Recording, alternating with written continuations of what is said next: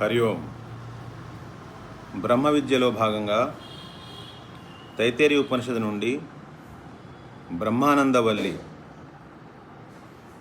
అష్టమ అనువాక్. భీషా అస్మాద్వాతః పవతే భీషోదేతి సూర్యః భీషా అస్మాద్ అగ్నిశ్చేంద్రశ్చ మృత్యుర్ధావతి పంచమ ఇతి సైషా ఆనందస్య మీమాంసా భవతి యువా స్యాత్ సాధు యువాధ్యాయకః ఆశిష్టో దృఢిష్టో బలిష్ఠః తస్యేయం పృథివీ సర్వా విత్తస్య పూర్ణా స్యాత్ స ఏకో మానుష ఆనందః తే యే శతం మానుషా ఆనందాః స ఏకో మనుష్యగంధర్వాణామానందః శ్రోత్రియస్య చ కామః తస్య తే యే శతం మనుష్యగంధర్వాణామానందాః స ఏకో దేవగంధర్వాణామానందః శ్రోత్రియస్య చ కామః తస్య తే యే శతం దేవగంధర్వాణామానందాః స ఏక పితॄణాం చిరలోకలోకానామానందః శ్రోత్రియస్య చ కామః తస్య తే యే శతం పితॄణాం చిరలోకలోకానామానందాః స ఏక ఆజానజానాం దేవానామానందః శ్రోత్రియస్య చ కామః తస్య తే యే శతం అజానజానాం దేవానామానందః స ఏక కర్మదేవానాం దేవానామానందః ఏ కర్మణా దేవానపి యంతి శ్రోత్రియస్య చ కామః తస్య తే యే శతం కర్మదేవానాం దేవానామానందాః స ఏకో దేవానామానందః శ్రోత్రియస్య చ కామః తస్య తే యే శతం దేవానామానందాః స ఏక ఇంద్రస్యానందః శ్రోత్రియస్య చ కామః తస్య తే యే శతమింద్రియస్యానందాః స ఏకో బృహస్పతేరానందః శ్రోత్రియస్య చ కామః తస్య తే యే శతం బృహస్పతేరానందాః స ఏక ప్రజాపతేరానందః శ్రోత్రియస్య చ కామః తస్య తే యే శతం ప్రజాపతేరానందాః స ఏకో బ్రహ్మణ ఆనందః శ్రోత్రియస్య చ కామః తస్య స యశ్చాయం పురుషే యశ్చాసావాదిత్యే స ఏకః స ఏవం విత్ అస్మాత్ లోకాత్ ప్రేత్య ఏతమన్నమయమాత్మానముపసంక్రామతి ఏతం ప్రాణమయమాత్మానముపసంక్రామతి ఏతన్మనోమయమాత్మానముపసంక్రామతి ఏతం విజ్ఞానమయమాత్మానముపసంక్రామతి ఏతన్ ఆనందమయమాత్మానముపసంక్రామతి తదప్యేష శ్లోకో భవతి.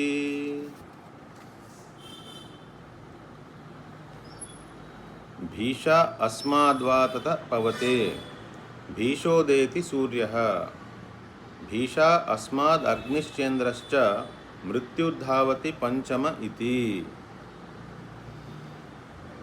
ఇంతకుముందు మనకి చెప్పారు, ఎవరైతే ఆ బ్రహ్మములో విభాజనలు చేస్తారో వాళ్ళకి ఏదో రకంగా భయం చుట్టుకుంటుంది అని. ఎవరైతే ఆ బ్రహ్మతత్వంని ఒకే ఒక బ్రహ్మతత్వం ఉన్నది అని ఎవరైతే తెలుసుకుని అందులో ప్రవేశిస్తారో కేవలం వాళ్ళు మాత్రమే భయాన్ని దాటి అభయములో ప్రతిష్ఠిస్తారు, అభయములో స్థిరంగా ఉంటారు అని చెప్పారు.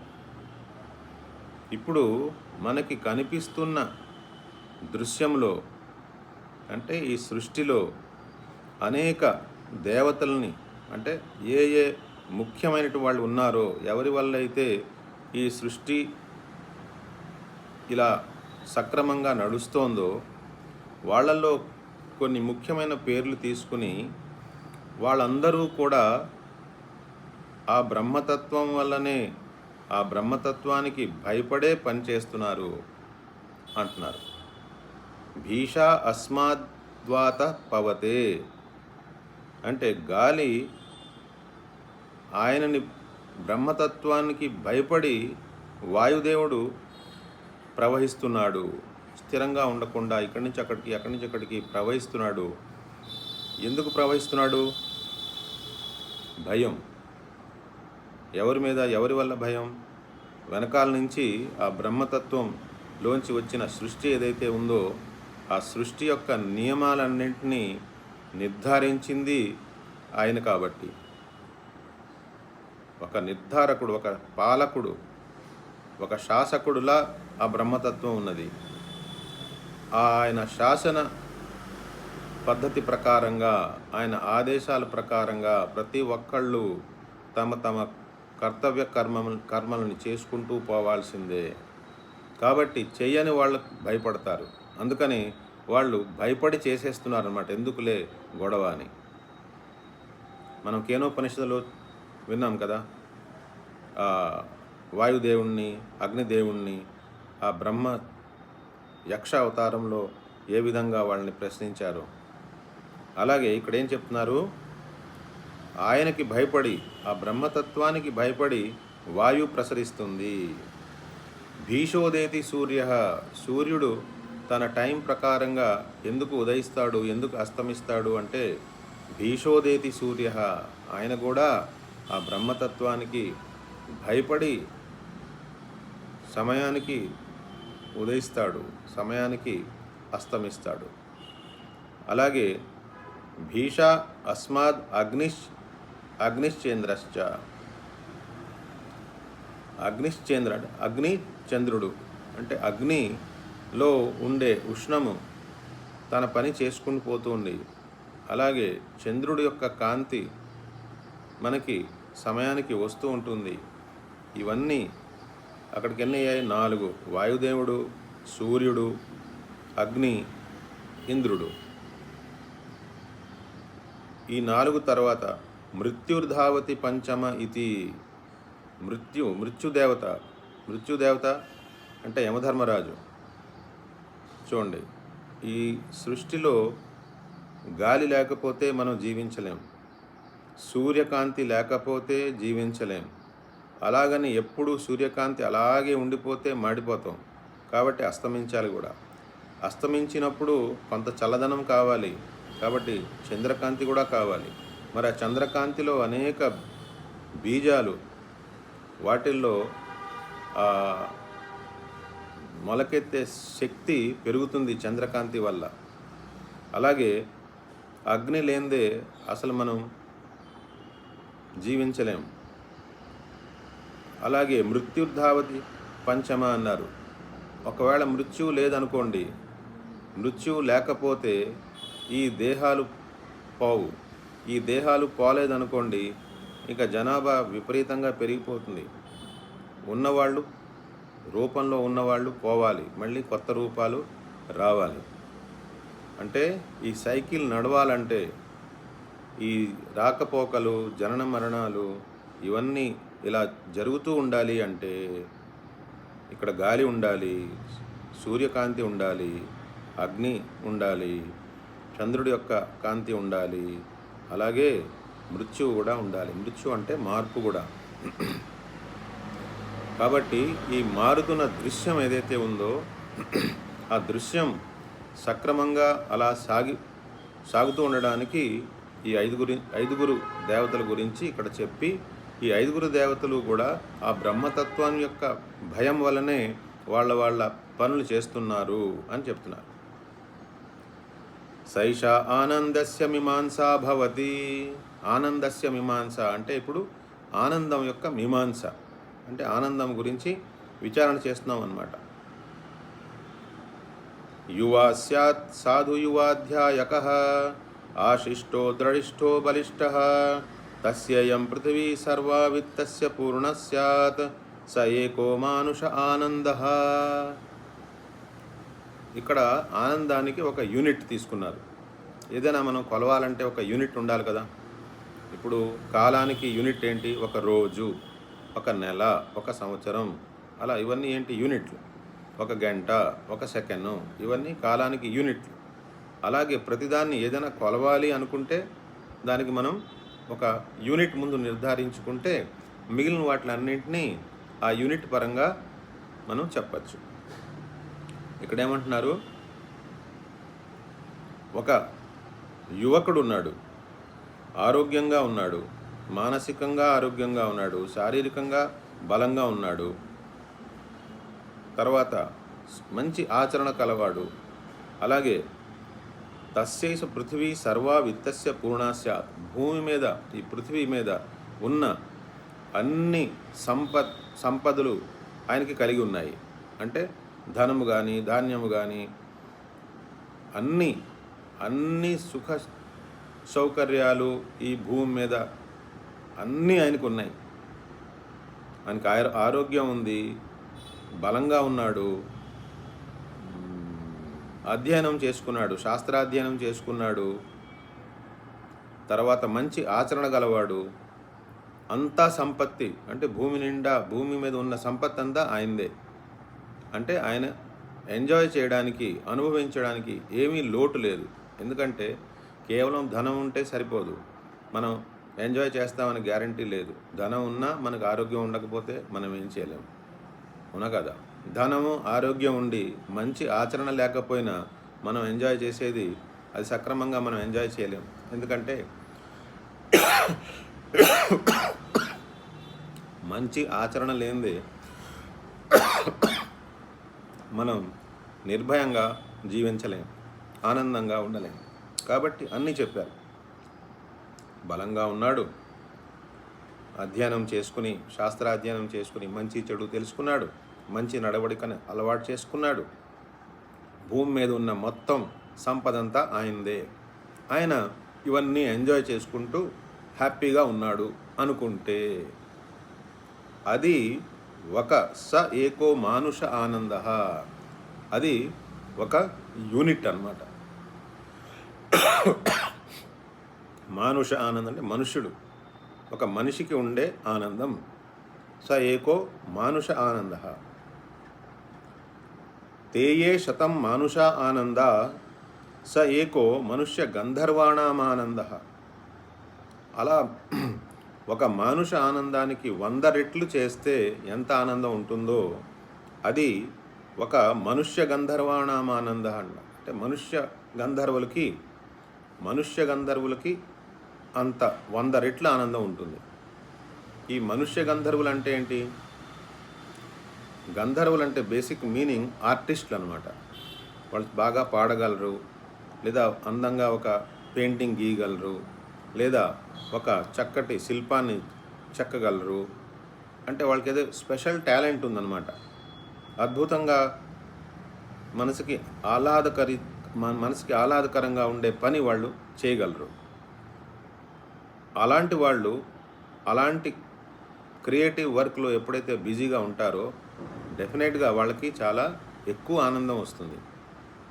ఈ భూమి మీద ఉన్న భోగభాగ్యాల కంటే కూడా వాళ్ళు ఆ పనిలో లీనమైపోయి దాన్ని ఒక మెడిటేటివ్ మూడ్లో చేస్తున్నట్టుగా అందులో తన్మయత చెందినప్పుడు వాళ్ళకు ఉండే ఆనందం వేరు. కాబట్టి ఇక్కడ ఏమంటున్నారు, ఒక మనిషి ఆనందంని 100 రెట్లు చేస్తే ఎంత ఆనందం వస్తుందో అదే స ఏకో మనుష్య గంధర్వాణామానంద, మనుష్య గంధర్వుల యొక్క ఆనందం అది. శ్రోత్రియస్య చ కామహతస్య. ఇప్పుడు ఇది రిపీట్ చేస్తూ ఉంటారనమాట. అందరి ఆనందాలు చెప్పిన తర్వాత మళ్ళీ మనకి శృతి ఏం చెప్తుంది, మంత్రాలు ఏం చెప్తాయి ఇక్కడంటే, శ్రోత్రియ చ అకామహతస్య అంటే 2 లక్షణాలు. ఒకటి శ్రోత్రియ, ఎవరైతే శృతి మంత్రాల యొక్క అర్థాన్ని సరైన రీతిలో తెలుసుకుని ఆ బ్రహ్మతత్వాన్ని తెలుసుకుని మిగిలినవన్నీ వదిలేసి అందులోకి ప్రవేశించాడో, మరి ముందరే మనకి ప్రామిస్ చేశారు కదా, బ్రహ్మవిద్ ఆప్నోతి పరం, బ్రహ్మవిద్ ఆప్నోతి పరం, బ్రహ్మంని తెలుసుకున్నవాడు పరం అంటే సుప్రీం స్టేట్కి వెళ్తాడని ముందరే ప్రామిస్ చేశారు కదా. కాబట్టి ఇక్కడ ఏమంటున్నారు, ఎవరైతే ఆ బ్రహ్మతత్వం గురించి సరైన రీతిలో ఆ మంత్రాల యొక్క అర్థాన్ని తెలుసుకుని, నంబర్ 1 కండిషన్. నంబర్ 2 కండిషన్ ఏంటి, అకామహతస్య.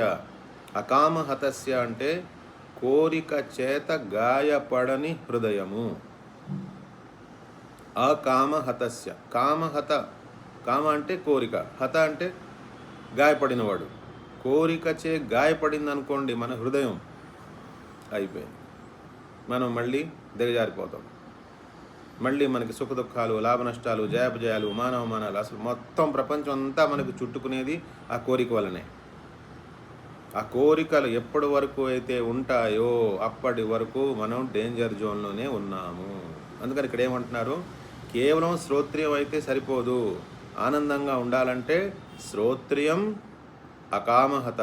అకామహత అంటే ఏ కోరిక చేత బాధితుడు కాదంటే ఏ కోరిక చేత హతమార్చపడకుండా ఉన్నవాడు, అంటే గాయపడినవాడు. మనకి భగవద్గీతలో కూడా చెప్పారు, ప్రజహాతి యదా కామాన్ సర్వాన్ పార్థ మనోగతాన్ ఆత్మన్యేవాత్మనా తుష్టః స్థితప్రజ్ఞస్తదోచ్యతే. అంటే మనసులో పుడుతున్న ప్రతి కోరికని వదిలే కెపాసిటీ ఉంది, వదిలేశాడు. ప్రజహాతి యదా కామాన్ సర్వాన్ పార్థ. సర్వాన్ పార్థ అంటే సర్వాన్ అంటే మొత్తం అన్నీ వదిలేయాలి, అన్ని కోరికల్ని వదిలేయాలి. కాదండి నాకు 10 ఉండేవి, 10లోంచి ఇప్పుడు నేను 7 వదిలేసాను, ఇంకా 3 ఉన్నాయంటే 3 కాదు కదా, ఒక్క కోరిక ఉన్నా సరే కూడా ఆ కోరిక మనల్ని లోపల ఏదో రకంగా అజ్ఞానం, ఏదో రకంగా ఏదో ఒక కథ అల్లించి మళ్ళీ మనల్ని సుఖదుఖాల్లోకి లాగేస్తుంది. కాబట్టి శ్రోత్రియం అకామహత ఈ 2 లక్షణాలు ఎవరి దగ్గర అయితే ఉన్నాయో వాళ్ళకి ఈ ఆనందాలన్నీ సహజంగానే సులభంగానే లభిస్తాయి అంటున్నారు. అంటే ఒక మనిషికి ఆనందం 1 యూనిట్ అని చెప్పారు కదా, ఈ మనిషి గంధర్వాలకి ఆనందం, ఆ మనిషి ఆనందానికి 100 రెట్లు. ఆ ఆనందాలన్నీ కూడా ఈ శ్రోత్రియ అకామహత అయిన వాడు చాలా సులభంగానే వాటన్నింటినీ పొందుతాడు. శతం మనుష్య గంధర్వాణామానందః స ఏకో దేవగంధర్వాణామానందః శ్రోత్రియస్య చ కామహతస్య. ఆ మనుష్య గంధర్వం అంటే మనుష్య లోకంలో ఉన్నట్టు గొప్ప గొప్ప ఆర్టిస్టులు కానీ వాళ్ళు పొందే ఆనందం ఏదైతే ఉందో దానికంటే 100 రెట్లు, అంటే మనుష్య గంధర్వ ఆనందానికి 100 రెట్లు తేయే శతం దేవగంధర్వాణామానంద. దేవతల్లో కూడా ఆర్టిస్టులు ఉంటారు కదా, ఆ దేవతల్లో ఉండే ఆర్టిస్టులు ఎవరైతే ఉన్నారో వాళ్ళ ఆనందం ఏమై ఉంటుంది, ఈ మనుష్య గంధర్వం యొక్క ఆనందానికి 100 రెట్లు అయి ఉంటుంది. స ఏకో దేవగంధర్వాణామానందః శ్రోత్రియస్య చ కామహతస్య. అంటే ఇప్పుడు ఈ శ్రోత్రియుడు, కోరికలు లేనివాడు ఎవరైతే ఉన్నాడో, అంటే శృతి మంత్రాల యొక్క అర్థాన్ని సరైన రీతిలో తెలుసుకుని కోరికలేమీ లేకుండా ఎవరైతే ఉన్నాడో వాడి ఆనందం వీటినన్నింటినీ సునాయాసంగానే ఇవన్నీ పొందుతాడు. ఏవన్నీ? మనిషి యొక్క ఆనందాన్ని, మనిషి గంధర్వానందాన్ని, దేవగంధర్వానందాన్ని అందరినీ దాటేస్తాడు. ఇవన్నీ సులభంగానే లభిస్తాయి. ఏ శతం దేవగంధర్వాణామానందాః స ఏక పితృణాం చిరలోకలోకానామానందః శ్రోత్రియస్య చ కామహతస్య. ఈ దేవగంధర్వ ఆనందం ఎంతో దానికి 100 రెట్లు చేస్తే పితృలోకంలో ఉన్న వాళ్ళ ఆనందం. పితృలోకం అంటే మంచి కర్మలు చేసిన తర్వాత మనకి వేదం ఏం చెప్తుందంటే పితృలోకాల్లోకి వెళ్తారు అని. పితృలోకాల్లోకి వెళ్ళినప్పుడు ఏమవుతుందంటే అక్కడ మనం చాలా ఎక్కువ కాలం ఆరోగ్యంగా సుఖంగా జీవిస్తాం మన ఇక్కడ చేసిన కర్మ ఫలితం ప్రకారంగా. దాని తర్వాత మళ్ళీ అక్షీణే పుణ్యే మర్త్యలోకం విశంతి, అది మామూలే. మనం ఏవో డబ్బులు పోగు చేసుకుని ఏదో ఒక మంచి ప్లేస్లో ఎంజాయ్ చేద్దామని వెళ్ళాం, విదేశాలకు వెళ్ళాం, లేకపోతే షిమ్లా వెళ్ళాం, లేకపోతే ఊటీ వెళ్ళాం, లేకపోతే ఎక్కడికో వెళ్ళాం. వెళ్ళిన తర్వాత జేబులో డబ్బులు అయిపోతాయి, మళ్ళీ వెనక్కి తిరిగి వచ్చేస్తాం. మనం అక్కడే ఉండిపోం కదా. అలాగే ఏ లోకంలోకి వెళ్ళినా ఎక్కడికి వెళ్ళినా మళ్ళీ తిరిగి వచ్చేస్తాం. ఇక్కడ ఏమంటున్నారు, పితృలోకంలో ఉన్న వాళ్ళ యొక్క ఆనందం ఎంత ఉందో ఆ ఆనందం శ్రోత్రియ అకామహతస్య ఎవరైతే ఉన్నారో, అంటే శృతి మంత్రాలని తెలుసుకుని కోరిక లేని వాళ్ళు ఆ ఆనందాన్ని సునాయాసంగా పొందుతారు. ते ये शतं पितॄणां चिरलोकमानन्दाः स एक आजानजानां देवाम् आनन्दः श्रोत्र्यस्य च कामहतस्य ते ये शतम् आजानजानां देवानामानन्दाः स एक कर्मदेवानां देवानामानन्दः ये कर्मणा देवानपि యంతి శ్రోత్ర్యస్య చ కామహతస్య. అంటే ఇప్పుడు ఇక్కడ పితృలోకాల కంటే కూడా ఆజానజానం దేవామానంద అంటే ఇంకా ఆ దేవతల్లో ఇప్పుడు గ్రేడేషన్స్ చేస్తున్నారనమాట. దేవతల్లో ఎవరైతే ఆఫీస్ బేరర్స్ ఉంటారో లేదా దేవతల్లో ఈ వాళ్ళ అడ్మినిస్ట్రేటివ్ స్టాఫ్ ఎవరైతే ఉంటారో వాళ్ళు పొందే ఆనందం, ఆ ఆనందం కంటే కూడా ఈ శ్రోత్ర్యస్య చ కామహతస్య అంటే శృతి మంత్రాలని తెలుసుకుని కోరిక చేత గాయపడని వాడు ఎవరైతే ఉంటాడో వాడు ఆనందమే ఎక్కువ అంటున్నారు. తే ఏ శతమాజానజానాం దేవానామానందః స ఏక కర్మదేవానాం దేవానామానందః ఏ కర్మణా దేవానపి యంతి శ్రోత్ర్యస్య చ కామహతస్య ते ये शतं कर्मदेवानां देवानामानन्दः स एको దేవానామానందః శ్రోత్ర్యస్య చ కామహతస్య. ఇప్పుడు కర్మదేవతలు అంటే మంచి కర్మలు చేయడం వల్ల కొంతమంది దేవతలు అవుతారు. కొంతమంది ముందు నుంచి పూర్వకల్ప నుంచి వాళ్ళు దేవతలు ఉన్నారు. దేవతల పోస్టులు అంటే దేవతలన్నీ కూడా పోస్టులు అన్నమాట. ఆ పోస్టులు మారిపోతూ ఉంటాయి. మన పాలిటిక్స్లో మన మినిస్టర్స్ ఎలాగైతే మారిపోతూ ఉంటారో అలాగా అక్కడ కూడా అందరూ మారిపోతూ ఉంటారనమాట అని మనకి ఒక రిజంబ్లెన్స్ చెప్తోంది. అంటే ఇహలోకము పరలోకము అని మనం చాలా తేలిగ్గా చెప్పేస్తాం. ఇహలోకంలో ఏం జరుగుతోందో పరలోకంలో వాళ్ళే ఇలాంటి వాళ్ళే అక్కడ కూడా ఉన్నారు.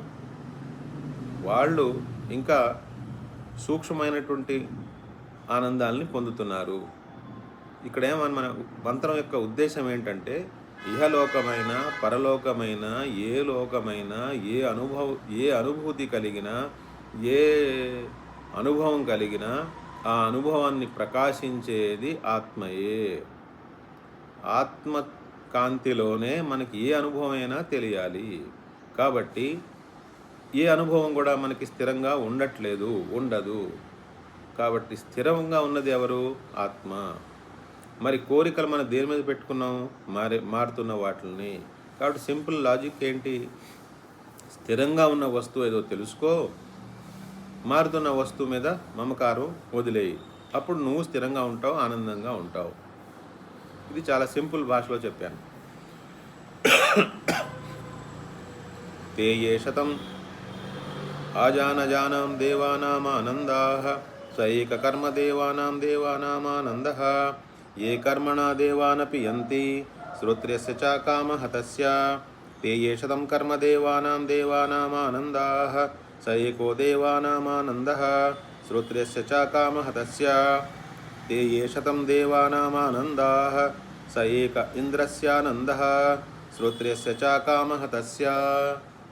ఇప్పుడు ఈ దేవతలందరి యొక్క ఆనందం ఏదైతే ఉందో ఆ దేవతల ఆనందాన్ని 100 రెట్లు చేస్తే అప్పుడు ఆ దేవతల యొక్క అధిపతి ఎవరు? ఇంద్రుడు కదా. కాబట్టి ఇంద్రుడి యొక్క ఆనందం వస్తుంది. స ఏక ఇంద్రస్య ఆనంద, అది ఇంద్రుడి యొక్క ఆనందం. మరి ఇంద్రుడి యొక్క ఆనందం ఏదైతే ఉందో మళ్ళీ ఇక్కడ ఏమంటున్నారు? శ్రోత్ర్యస్య చ కామహతస్య అంటే శ్రోత్రియం బ్రహ్మనిష్టం ఉండి శ్రోత్రియం అయి ఉండి కోరికలేమీ లేనివాడు. అంటే బ్రహ్మనిష్ట ఉంటేనే కోరికలన్నీ పోతాయి. బ్రహ్మనిష్ట లేనిదే కోరికలు వదిలించుకోవడానికి ట్రై చేస్తే ఆ ట్రై చేసే కార్యక్రమంలో ఇంకో కోరికలు చుట్టుకుంటూ ఉంటాయి. మనం ఒక కోరికను తీయడానికి పోతే ఈ కోరికలు నాకు ఉండకూడదు, కోరికలు నాకు ఉండకూడదు అనుకోవడం కూడా ఒక కోరికే. కాబట్టి అది పెద్ద ట్రాప్. అది ఆ ట్రాప్లోంచి బయటికి రావాలంటే మనం సత్వస్తు ఏదైతే ఉందో సత్యం జ్ఞానం అనంతం బ్రహ్మ యో వేద నిహితం గుహాయాం పరమే వ్యోమన్ అని ముందర చెప్పారు కదా. హృదయ గుహలో ఏ సత్యం జ్ఞానం అనంతం తత్వం, సత్యం జ్ఞానం అనంతం బ్రహ్మ అది మన హృదయంలోనే ఉంది. అందులోకి మనం ప్రవేశించాలి అంటే దాన్ని తెలుసుకుని అసలు దాని మీద ఈ అన్నమయ ప్రాణమయ మనోమయ విజ్ఞానమయ కోశాలన్నీ ఏమీ లేకుండగా ఎలా కనిపిస్తున్నాయి, ఈ రహస్యాన్ని అర్థం చేసుకుని ఆ బ్రహ్మతత్వంలో ప్రవేశించిన వాడు కోరికలను వదలగలడు. కోరికలను వదలడం ఒకటి ఒకటి ఒకటి కోరికలు వదులుకోవడం అనేది మనం సాధన చేసిన మనం ఎంతవరకు అయితే సాధన చేస్తున్నామో అంతవరకు మనకి ఇంకా ఏవో కోరికలు ఉన్నాయి. సిద్ధ వస్తువులు మనం ప్రవేశించినప్పుడు అసలు కోరికలు ఉండవు, అసలు లోపల గొడవే ఉండదు, అవే రాలిపోతాయి.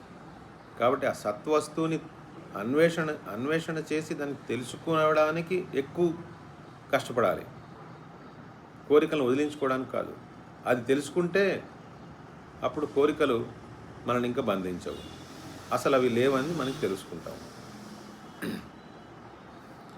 ఇప్పుడు ఇక్కడ ఇంద్రుడి దాకా వచ్చారా? ఆ ఇంద్రుడి యొక్క ఆనందం 100 రెట్లు చేస్తే స ఏకో బృహస్పతేరానంద. బృహస్పతి మరి దేవతలందరి యొక్క గురువు కదా, కాబట్టి ఆ ఇంద్రుడికి ఎంత ఆనందం ఉందో అంత గొప్ప ఇంద్రుడికి కూడా జ్ఞానం ఇచ్చేది లేదా సలహాలు ఇచ్చేది నేనే కదా. కాబట్టి ఆ బృహస్పతి అనేవాడికి ఎంత ఆనందం ఉంటుంది, అది బృహస్పతి ఆనందం అన్నారు. శ్రోత్రస్య చ కామహతస్య. కాబట్టి ఆ బృహస్పతికి ఎంత ఆనందం ఉంటుందో ఆ ఆనందం కూడా సునాయాసంగానే ఈ శ్రోత్రియ అకామహత అనేవాడికి ఉంటుంది. తే ఏ శతం బ్రహ్మస్పతేరానందా స ఏక ప్రజాపతేరానంద. ఆ బృహస్పతి యొక్క ఆనందం ఎంత ఉందో దాన్ని 100 రెట్లు చేస్తే ప్రజాపతి ఆనందం వస్తుంది. అంటే ప్రజాపతి ప్రజలకి పతి అన్నమాట. ప్రజలు అంటే ఎవరెవరైతే సృష్టించబడ్డారో వాళ్ళందరికీ పతి ప్రజాపతి అంటే బ్రహ్మదేవుడు. స ఏక ప్రజాపతేరానంద శ్రోత్రియస్య చ కామహతస్య. అంటే బ్రహ్మదేవుడికి ఎంత ఆనందం ఉందో శ్రోత్రియస్య చ కామహతస్య కూడా అంతే. అది ఆ ఆనందం సునాయాసంగా వస్తుంది అంటున్నారు.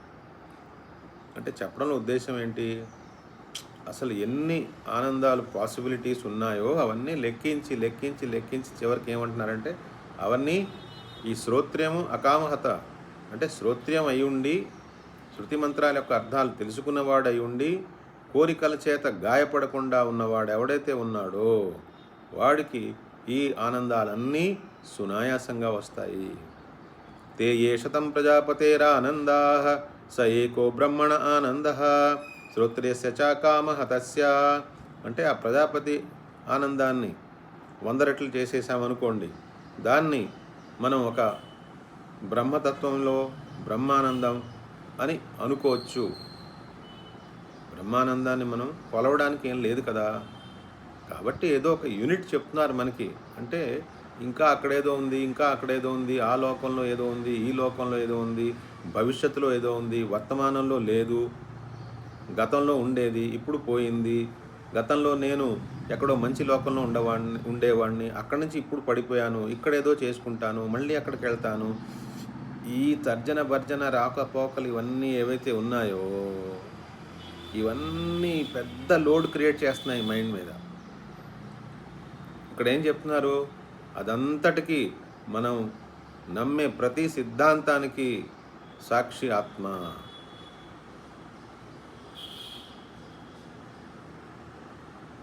మనం ఆచరించే ప్రతి కర్మకి సాక్షి ఆత్మ.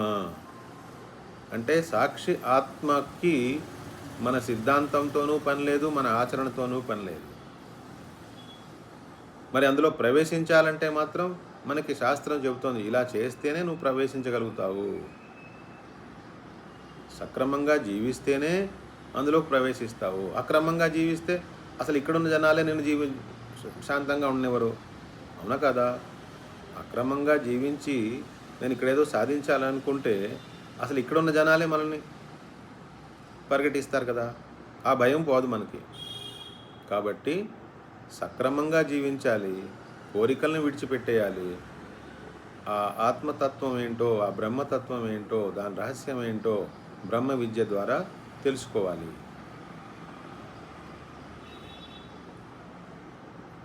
శ్రోత్రియస్య చ కామహతస్య అంటే శ్రోత్రియ అకామహతుడు ఎవరైతే ఉన్నాడో వాడికి అన్ని ఆనందాలు ఫ్రీ ఫ్రీ ఫ్రీ ఫ్రీ. అసలు ఏమీ ఏమి చేయకుండానే ఆనందం ఉంది, అది తెలుసుకోవాలి.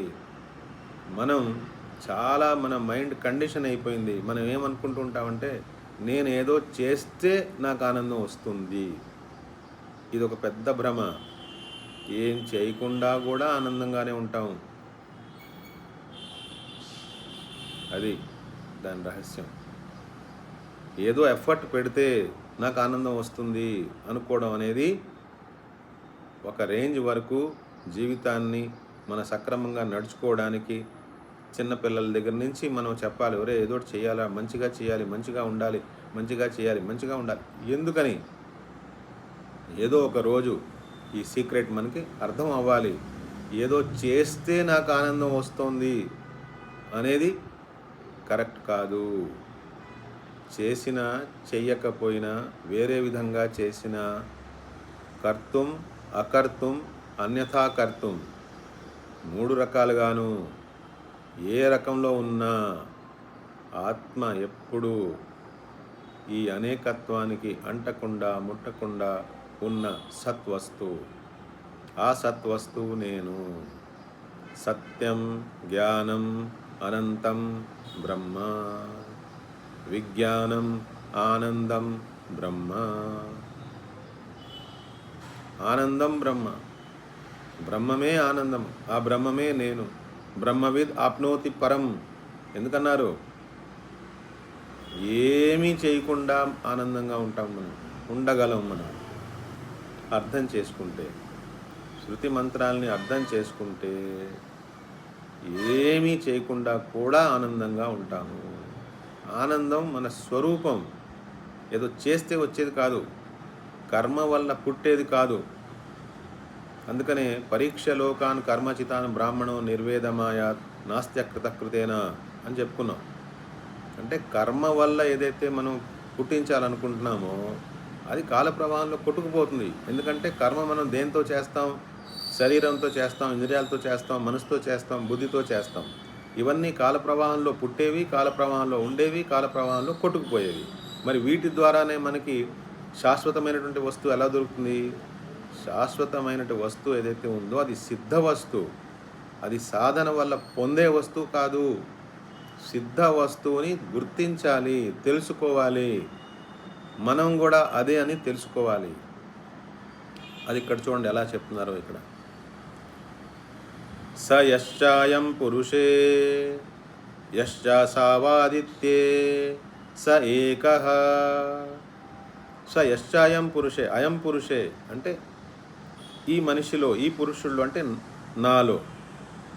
అయం అంటే ఇది, ఈ పురుషుల్లో ఎవరైతే ఉన్నారో, యశ్చాసావాదిత్యే సూర్యుడిలో ఎవరైతే ఉన్నారో స ఏకః, ఇద్దరు ఒకటే. అంటే సూర్యుడిలో ఉన్న సారము, మనలో ఉన్న సారము ఒకటే. ఏ బ్రహ్మతత్వం అయితే సూర్యుడిలో ఉండి సూర్యకాంతినిచ్చి మొత్తం బ్రహ్మాండానికి కేంద్రమయ్యి మొత్తం అందరినీ గ్రహాలన్నింటినీ సూర్యుడి చుట్టూ తిప్పి ఈ సృష్టి అంతా నడుపుతోందో, ఆ సూర్యుడిలో ఏ బ్రహ్మతత్వం అయితే ఉన్నదో ఈ పురుషుడిలో ఉన్న తత్వము కూడా అదే. స యశ్చాయం పురుషే యశ్చాసావాదిత్యే స ఏకః. అంటే దాని అర్థం ఏంటి? ఇందాక మనకి అనేక దేవతల గురించి చెప్పారు కదా. వాయువు అని, అగ్ని అని, చంద్రుడని, సూర్యుడని, మృత్యుదేవతని, ఇవన్నీ చెప్పారు కదా. అందరిలోనూ ఉన్నది ఆ బ్రహ్మతత్వమే. ఇహలోకమైన, పరలోకమైన, మనుషులైనా, దేవతలైనా, ఎవరైనా సరే అందరిలోనూ ఉన్న బ్రహ్మతత్వం ఒకటే. సయ ఏవం విత్, ఎవరైతే ఈ విధంగా అందరిలోనూ ఉన్న బ్రహ్మతత్వం ఒకటే అని తెలుసుకుంటాడో, అస్మాత్ లోకాత్ ప్రేత్య ఏతం అన్నమయమాత్మానముపసంక్రామతి, ఏతం ప్రాణమయమాత్మానముపసంక్రామతి, ఏతం మనోమయమాత్మానముపసంక్రామతి, ఏతం విజ్ఞానమయమాత్మానముపసంక్రామతి, ఏతం ఆనందమయమాత్మానముపసంక్రామతి. తదప్యేష శ్లోకో భవతి. అంటే స య ఏవం విత్, ఎవరైతే ఈ విధంగా తెలుసుకుంటున్నాడో, ఏమని, ఈ కనిపిస్తున్న అనేకత్వం వెనకాల, ప్రతి వస్తువు వెనకాల, ప్రతి వ్యక్తి వెనకాల, ప్రతి దేవత వెనకాల, ఇహలోకమైన పరలోకమైన, ఎక్కడికి పోయినా, ఎన్ని లోకాలైనా ఇక్కడ కూర్చుని ఊహించుకున్న అన్నింటి వెనకాల ఉన్న ఏకైక తత్వం బ్రహ్మతత్వం. ఆ బ్రహ్మతత్వమే నేను అని ఎవరైతే తెలుసుకుంటారో వాళ్ళు అస్మాత్ లోకాత్ ప్రేత్య, ఈ లోకాన్ని విడిచిపెడతారు. ఏతం అన్నమయమాత్మాను ఉపసంక్రామతి, అన్నమయ కోశాన్ని దాటేస్తారు. ఏతం ప్రాణమయమాత్మాను ఉపసంక్రామతి, ప్రాణమయ కోశాన్ని దాటేస్తారు. ఏతం మనోమయమాత్మాను ఉపసంక్రామతి, మనోమయ కోశాన్ని దాటేస్తారు. ఏతం విజ్ఞానమయమాత్మాను ఉపసంక్రామతి, విజ్ఞానమయ కోశాన్ని దాటేస్తారు.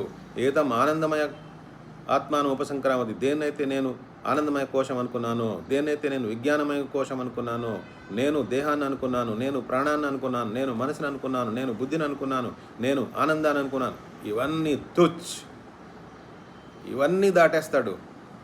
బతికుండగానే దాటేస్తాడు. చనిపోయిన తర్వాత కాదు. ప్రేత్య అంటే రెండు అర్థాలు. చనిపోయిన తర్వాత అని ఒక అర్థం వస్తుంది, విడిచిపెట్టిన తర్వాత అని అర్థం వస్తుంది. విడిచిపెట్టడానికి చనిపోవాల్సిన అవసరం లేదు. చనిపోయిన తర్వాత ఆనందం వస్తుంది అనేది కాదు. జీవనముక్తుడు బ్రతికుండగానే ఈ అనేకత్వం నుంచి ఫ్రీ అయిపోతాడు.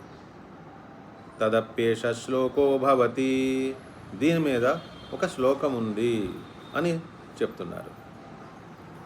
దీంతో అష్టమనువాక్ అయిపోయింది. ఆ శ్లోకం ఏంటో మనకి అనువాక్ అంటే 9వ అనువాక్లో వస్తుంది. అది మనం తర్వాత చెప్పుకుందాం. హరి ఓం.